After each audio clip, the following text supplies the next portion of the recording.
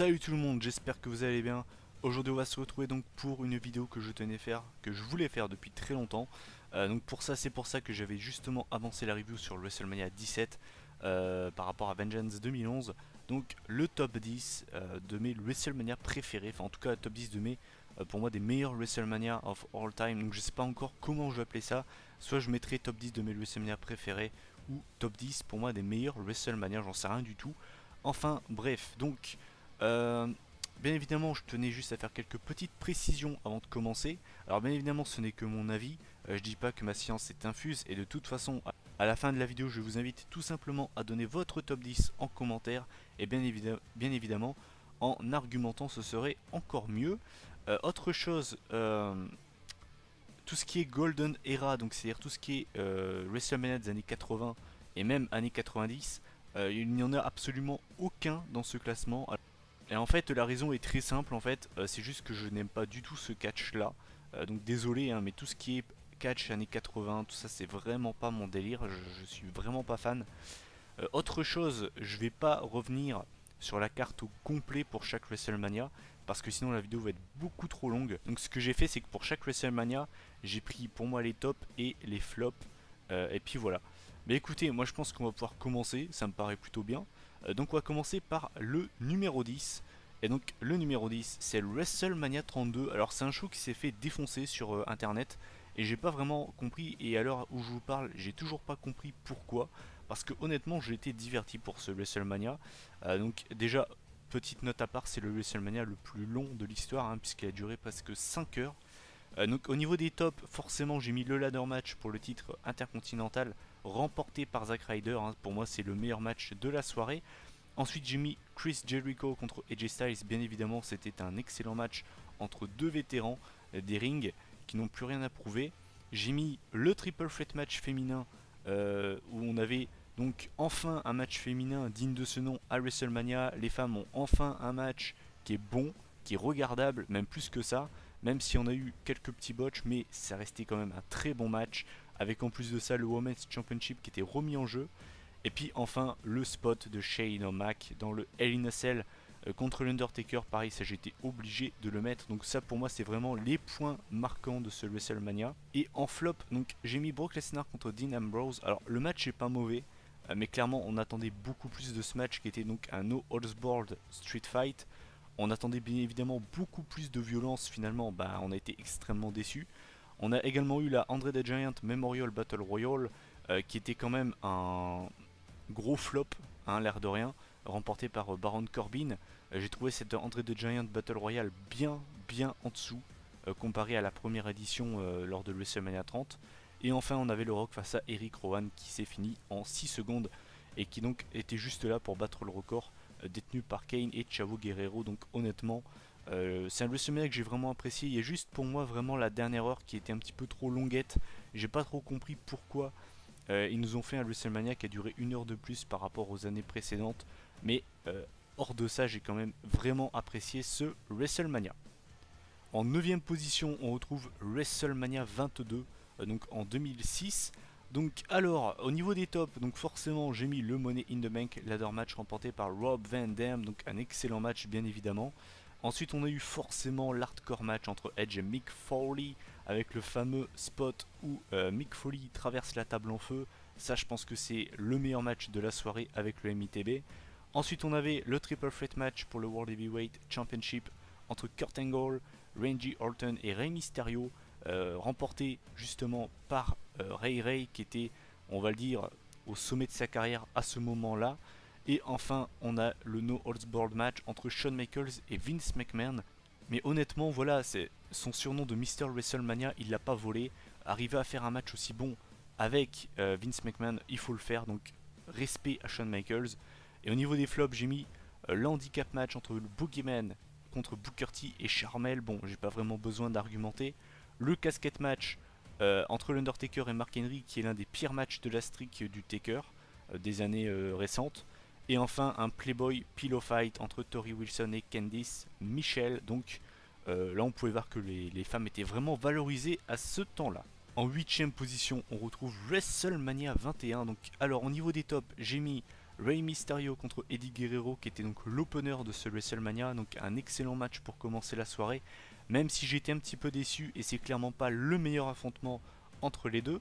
J'ai mis bien évidemment le Money in the Bank Ladder Match qui est le tout premier de l'histoire en plus de ça, remporté par The Rated R Superstar Edge. Ensuite j'ai mis Kurt Angle contre Shawn Michaels, bien évidemment le 5 star entre les deux, c'est l'un des meilleurs matchs de l'histoire de WrestleMania. C'est l'un des meilleurs matchs, on va dire, de l'undercard de l'histoire de WrestleMania.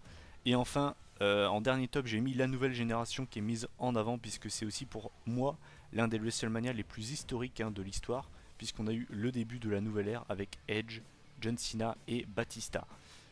Ensuite, au niveau des flops, j'ai mis le Women's Championship entre Trish Stratus et Christy Amy, et bien évidemment le sumo match entre Ekibono et le Big Show. En 7ème position, on retrouve WrestleMania 23, donc en 2007. Au niveau des tops, on retrouve encore une fois le Money in the Bank Ladder Match remporté par Mr. Kennedy. D'ailleurs, c'est mon Money in the Bank Ladder Match préféré. Ensuite, j'ai mis le match entre MVP et Chris Benoit pour le United States Championship, qui était vraiment un très bon match, enfin vraiment un bon match en fait d'undercard, vraiment solide. Ensuite j'ai mis le match entre l'Undertaker et Batista pour le World Heavyweight Championship qui était encore une fois un excellent match entre les deux. De toute façon pour moi c'est la rivalité de 2007. Et enfin le match pour le WWE Championship entre John Cena et Shawn Michaels, un excellent match pour clôturer la soirée. Et au niveau des flops j'en ai relevé seulement deux.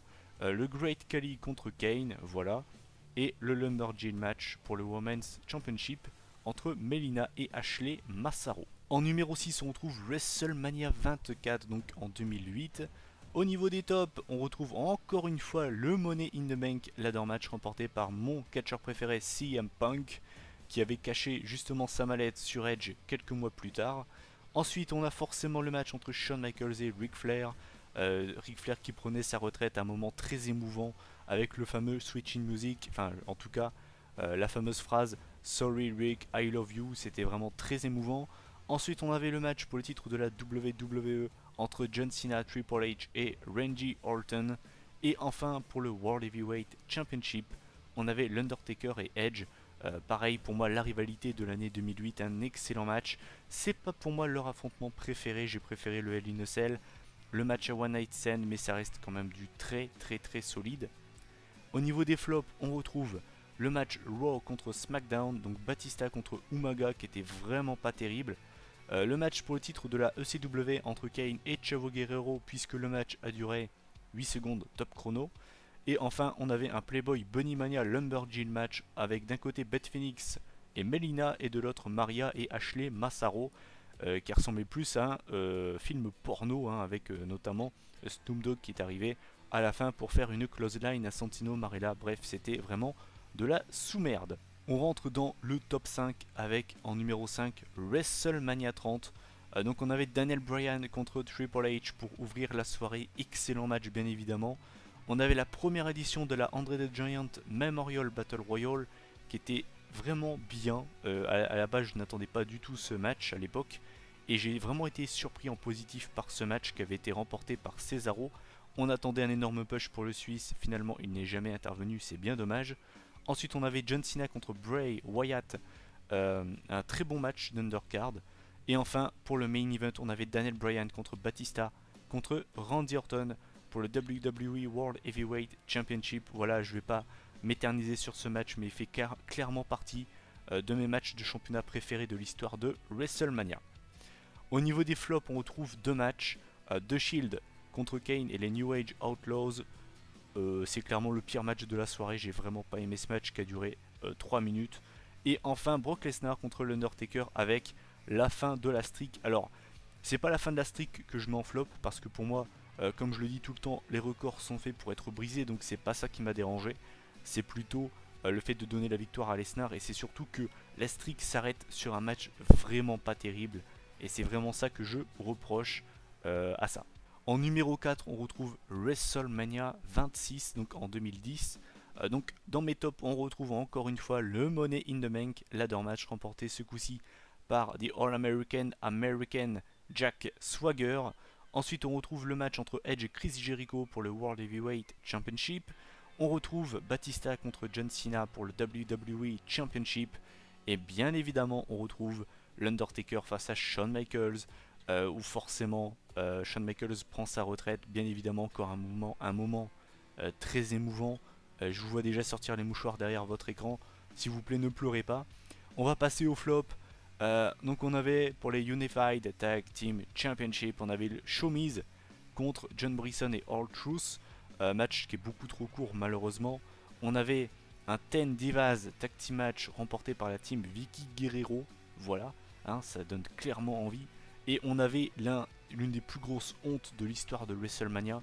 On avait le No Holds Barred Lumberjack Match entre Bret Hart et Vince McMahon qui a duré 10 putains de minutes de trop. Voilà, ça reste mon coup de gueule de ce WrestleMania quand on voit que CM Punk et Rey Mysterio ont seulement eu 8 minutes. Fuck you Vince McMahon. En numéro 3, on retrouve WrestleMania 19. Pour moi, c'est honnêtement le WrestleMania le plus underrated.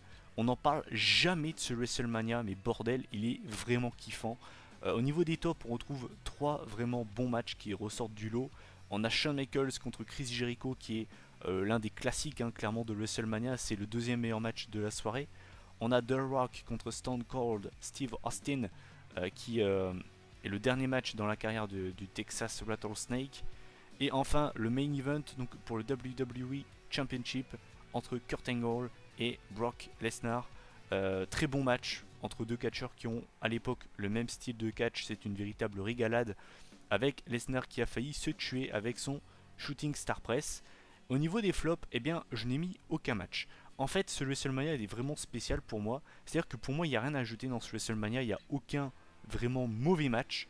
Mais pour moi, le truc qui fait que ce WrestleMania, on n'en parle pas assez, c'est qu'il n'y a presque aucun match qui ressort du lot. Pour moi, le seul match vraiment, enfin il y a deux matchs vraiment pour moi qui ressortent du lot, c'est HBK Jericho et Angle Lesnar. Mais à part ça, c'est un WrestleMania très homogène avec beaucoup de matchs qui sont juste corrects ou bons. Ça s'arrête là. C'est-à-dire que c'est un WrestleMania où il y a presque rien à, pour moi il n'y a rien à jeter en fait, mais il n'y a pas assez vraiment de matchs marquants, et c'est pour ça que ce WrestleMania s'est arrêté à la 3ème place, mais c'est vraiment un WrestleMania que je kiffe. En numéro 2, on retrouve WrestleMania 20. Donc on arrive, alors là il y a vraiment beaucoup de top.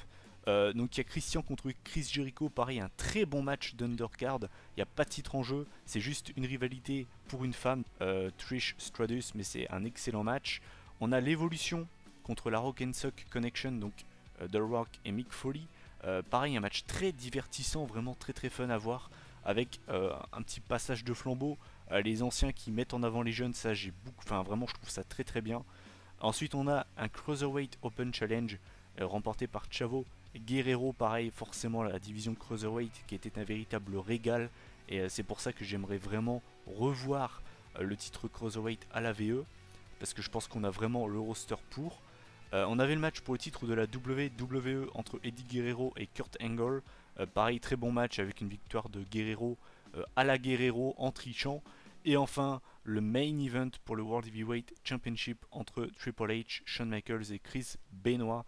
Je maintiens, pour moi c'est le meilleur match de championnat de l'histoire de WrestleMania, et c'est je pense peut-être mon match préféré, enfin en tout cas il fait partie de mon top 3 de mes matchs préférés, blindé d'émotions à la fin, avec Eddie Guerrero qui vient célébrer avec Chris Benoit. C'est un grand moment de catch, et si vous ne l'avez pas vu, foncez le voir, c'est vraiment un must-see. Au niveau des flops de ce WrestleMania, on avait un Playboy Evening Ground match avec Tori Wilson et Sable contre Stacy Keibler et Miss Jackie. On avait Goldberg contre Brock Lesnar qui est pour moi le plus gros flop de l'histoire de WrestleMania. Et on avait le retour de l'Undertaker qui s'était fait enterrer en mode American Badass au Survivor Series 2003 par Kane. Malheureusement le match entre les deux frères, entre guillemets in kayfabe, est vraiment pas terrible. Donc voilà pourquoi je le mets dans les flops de ce pay-per-view. Et enfin, en première position, on retrouve WrestleMania 17. Donc je ne vais pas rester très longtemps sur ce pay-per-view que j'ai chroniqué très récemment.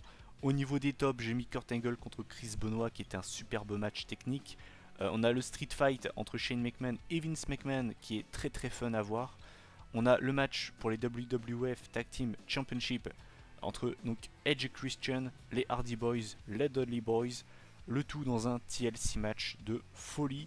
On a l'Undertaker contre Triple H qui était à la base un match simple mais ça part un peu en couille, bref, match très très bon. Et bien évidemment le match que tout le monde attendait, le main event pour le WWE Championship, Stone Cold, Steve Austin et The Rock, avec tout ce qui en a découlé, le hit turn de Stone Cold, Vince et Stone Cold qui font équipe, enfin bref voilà, très très bon match pour clôturer le meilleur WrestleMania pour moi de l'histoire. Et au niveau des flops de ce WrestleMania, parce que oui, même le WrestleMania pour moi, le meilleur WrestleMania, a forcément des flops. On avait la gimmick bataille royale remportée par The Iron Chick. On avait le Women's Championship match entre Ivory et Shayna. Et on avait Taz et la APA contre Right to Censor, qui sont pour moi les 3 moins bons matchs de ce pay-per-view. Voilà, bah écoutez, encore une fois, j'ai pas réussi à faire moins de 15 minutes, désolé, mais voilà, j'ai vraiment fait comme je pouvais. À la base, je voulais que la vidéo dure moins de 20 minutes. Bon, au moins, j'ai réussi à tenir cette promesse-là. Donc, mon top 10 est terminé. Voilà, donc mon top 10 de mes WrestleMania préférés. N'hésitez pas, si jamais vous avez un WrestleMania que vous avez aimé et que vous ne le voyez pas dans ce top 10, à me demander pourquoi je ne l'ai pas mis. Je vous répondrai sans problème. Je vous invite à donner votre top 10 de vos WrestleMania préférés en commentaire. Si possible, en argumentant pourquoi vous avez mis un tel. Ça me ferait vraiment plaisir et de toute façon, je le répète, mais je lis tout et j'essaye de répondre à tout le monde. Donc voilà. Mais écoutez, cette vidéo est terminée. Donc je vous laisse donner votre avis en commentaire. C'est pas impossible que ce genre de top 10 revienne dans le futur. C'est pas impossible que ça revienne, mais genre par exemple pour un top 10 de mes matchs préférés de un tel ou un tel, ou pour d'autres pay-per-view de ce style. Voilà, je vous fais du teasing, c'est pas très grave. Mais c'est pas impossible que ça revienne. Mais comme vous devez vous en douter, ça prend beaucoup de temps à faire puisqu'il faut revoir des shows. Donc c'est des vidéos qui sont pas impossibles. C'est pas impossible que ça revienne, mais ce sera pas dans l'immédiat. Voilà. Mais écoutez, je vous invite à donner votre avis en commentaire. On se retrouve la semaine prochaine pour une review TNA. Oui, vous n'avez pas rêvé, TNA. Et puis donc nous, on se retrouve à la prochaine. Prenez soin de vous. Salut tout le monde.